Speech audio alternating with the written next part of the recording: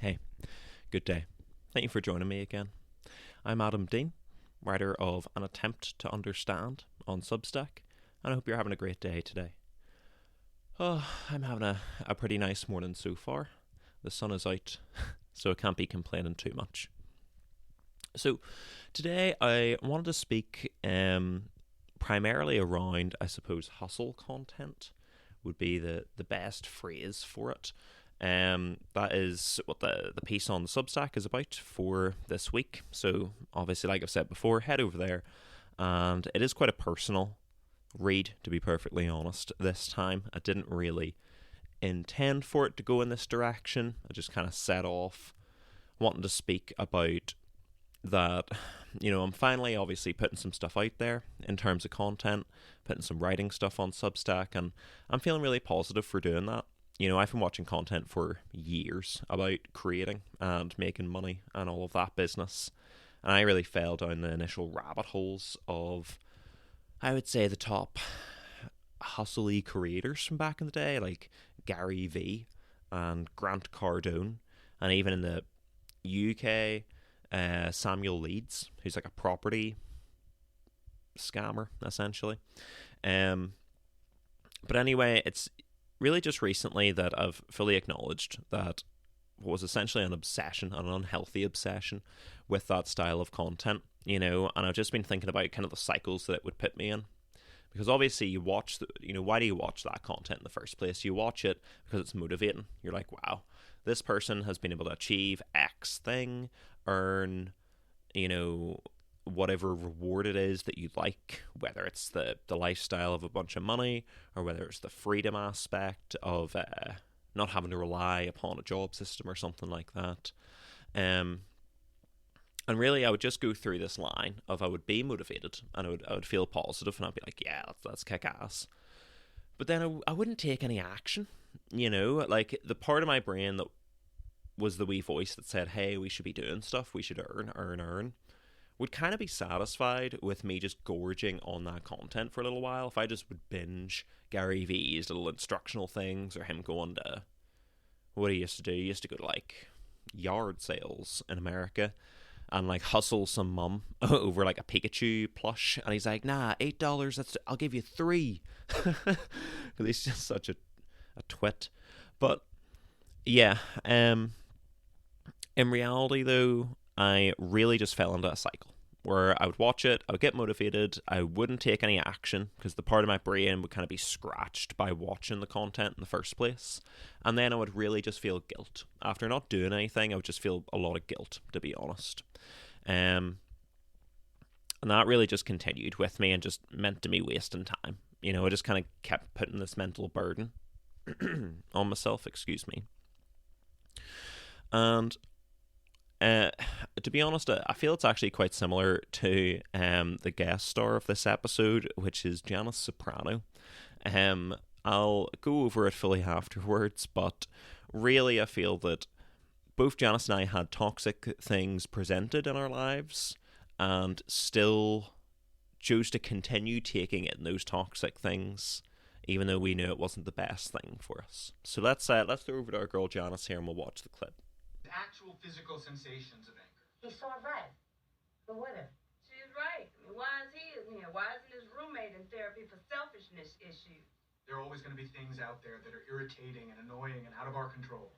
What we can control is our response to those triggers. So people just get a free pass, the whole world. I told you about my supervisor checking my work and nobody else's. I wonder why. Because you're a minority? Exactly. That's why I'm in here. Uh-huh. You seem angry about Evelyn's problem. Makes me mad. It doesn't make you mad. You make you mad. I come from a biased family, but I was different. I put all my faith and my hopes into the civil rights movement. I left home and I marched. And for what? So they could ride around in their SUVs blasting that rap shit and you can't say anything because they might have guns? Wait a fucking minute. Who's they? If the shoe fits. Oh. This is fucking priceless. Okay, let's not time travel here. Let's try to stay in the present. Janice, you're angry. Let's stay with that. What are your actual physical feelings right now? I'd like to punch in the face. Your hands are clenched. Do you realize that? You're provoking me to make a point, and maybe that's your job, but I don't like it. Look at you. You're not even listening. Hello, he's talking to me. No. You and me, we do most of the talking in here. The man is trying to say that those people outside, they do the thing, but we're the ones that get all upset and start carrying on. That's all he's saying.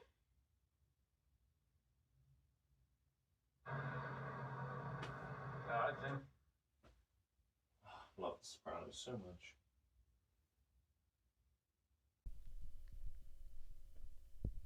Wasn't that brilliant? Just love The Sopranos. So, look, as obviously Janice was kind of learning there and was getting told by her woman and all, she really learns that just because someone acts in a poor way, it is her who decides how she reacts. At least for a little while, she learns that lesson. I was thinking it can be compared to my own behaviour, with the hustle content, because yes, it is considered kind of poor in terms of promoting the unhealthy, work culture, but I really decided to use it as motivation, then as a way to guilt myself and just run to short-term pleasure, essentially just whatever would make me not feel poor for not having done anything. And then I really realised that it could act differently. I kind of went and had to be educated a wee bit, gain a different sense of perspective.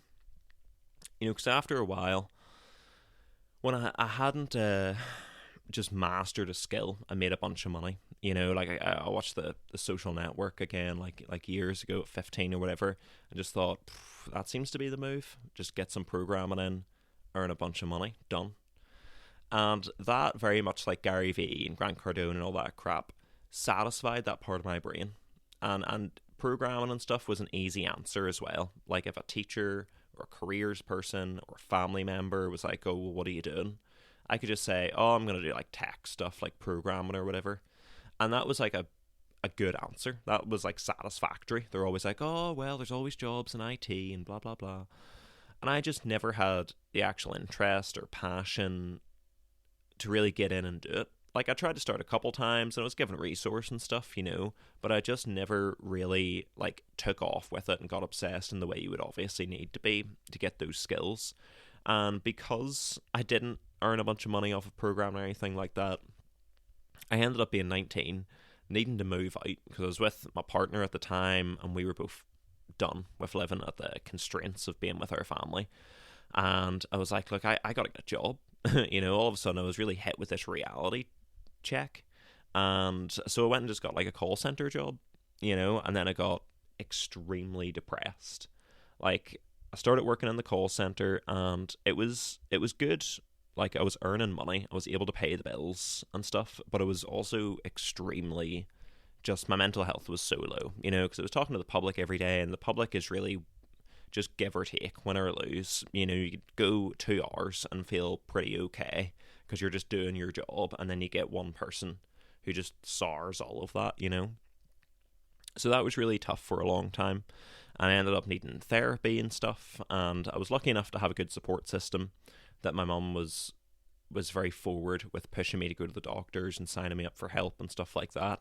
And I think without that, other person taking the initiative, I wouldn't have really got help. So I was really blessed there, to be honest, that I received help without even needing to really push for it, and I did go to the doctor and stuff, but that's besides the point. Really, after coming out the back end of that,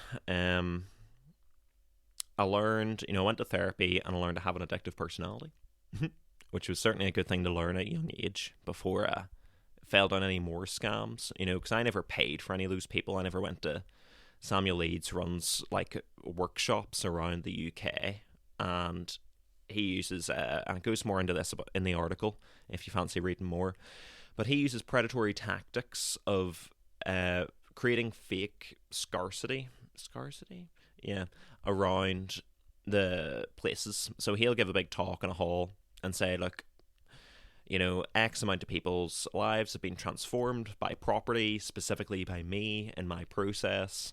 We only have 15 slots, and he'll say that to a room of 40 or 50 people, and he'll say the first people to get down to the back and to literally hand over money, cold hard cash, or your credit card gets a slot.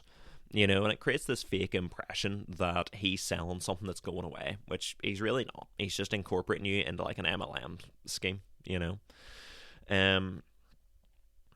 So I'm really glad I didn't fall into any stuff like that. And again, this is way before Tate. Tate was still sexting men on the internet back when I was watching this stuff. So this is before any of that get into my war room bloke crap, which obviously everyone knows is poor. But if you've fallen down any of those pipelines, or if you've identified with any of that content as like a male, can I just say that it is the couple bits of sugar that you're identifying with, like seeking identity through an authority figure, because that is missing in your life. Like there's little parts in all of those things, whether it is Tate with his culture war that he's putting forward, or the hustle content with Gary Vee and stuff like that.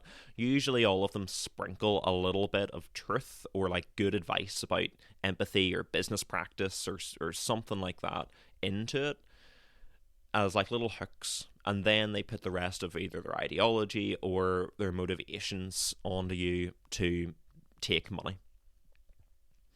But anyway, this is getting a wee bit long, so like to start wrapping up, really what made the change for me was, like I said, I gained a bit more perspective. I stopped taking in all of that content and started processing stuff a wee bit better. I started creating, like I said, writing short stories. I took a writing class, started writing poems, and I've started to put stuff out on the Substack, which is making me feel really positive. So I'm thankful that I finally started. And hopefully now I'm kind of motivated. I'll continue being motivated by this progress. Obviously, it's not all about motivation. Shout out, Jacko, the big seal guy, the box head. It's all like discipline, man. Can't count yourself to be motivated to get out of bed and all that. So yeah, fair enough. A lot of it is about discipline. You can't just feel motivated all the time, and that's real. But we also need to be careful where we seek our motivations from and what we're really getting from it. Because again, I think I really used all of this content as a measure to guilt myself. And once I got into the job, and again, the article goes further into this, once I got into that call center job, I still watched the content, but it wasn't motivating me anymore. It was just acting as like a switch to hit myself with, because it was like I was watching the lane I wasn't taking, and I just felt poor about it all the time. But I'm feeling much better now, which is the whole point of this video. So, if you've made it through with me, take a wee breath, because that was a bit heavy. And let's have a wee think. If you're stuck in the loop, really it's just beginning to any degree that will break that loop, which is not a new message. That's like 1 billion times repeated on YouTube, especially in the art area, the life of RZA girl or whatever.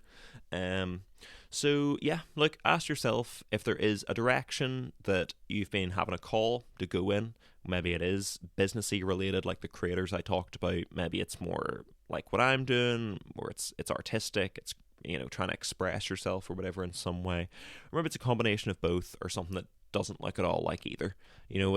Whatever you have a wee calling for, try to think of a way to take some steps towards that. Or if you're already going in that direction, how could you do something today that would help that more? And hopefully it'll make you feel more like yourself, because I'm certainly feeling more like myself from doing this stuff. Right, well yes, look, once again, thank you very much for watching. Again, the Substack is an attempt to understand, and you can check out the articles there that these videos are based on, as well as support with a premium membership, and you can get the videos early access as well. So yes, again, if you've made it this far, thank you very much for watching. I'm very proud of you. Go ahead and leave a wee comment, sure, like it and all that stuff that they tell you to do, and I will see you later. If you are not having a great day so far, I hope that turns around for you. If you're having a great day already, I hope that continues. And always remember, like I said before, if you've had a poor day and you're not feeling too happy with yourself, that's okay. The best thing you can do is just to put that past you, like I put the other crap behind me, and just move forward and act more in a way that feels true tomorrow. All right. I think we're going to call it there. Thank you very much. I'll see you next time. I've been Adam Dean. Thank you.